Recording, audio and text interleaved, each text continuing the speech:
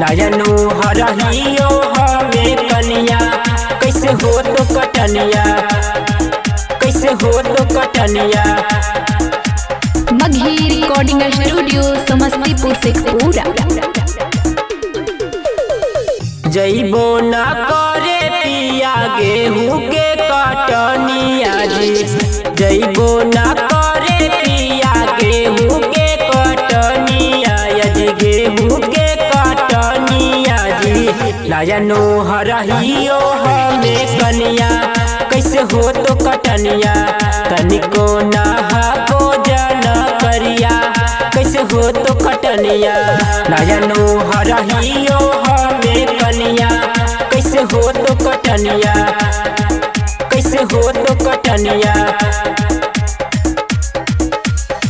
तनिको नहा को जाना करिया कैसे हो तो कटनिया, कैसे हो तो कटनिया। हिलक में ले लहो होंडा गड़िया, नैहर में कैलिए हल हमें कौले जिया जी।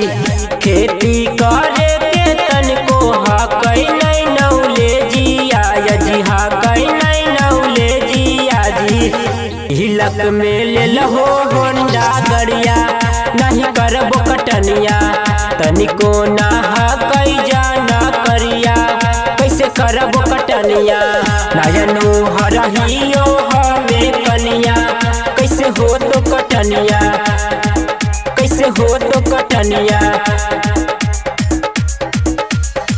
तनिको नहा को जाना करिया कैसे हो तो कटनिया, कैसे हो तो कटनिया।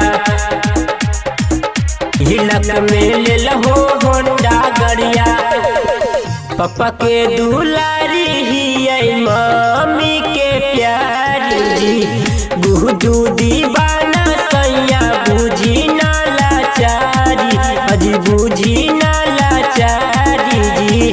छूट जैतई हाथ के में हदिया नहीं करबो कटनिया, तनिको नहा कई जाना करिया कैसे करबो कटनिया।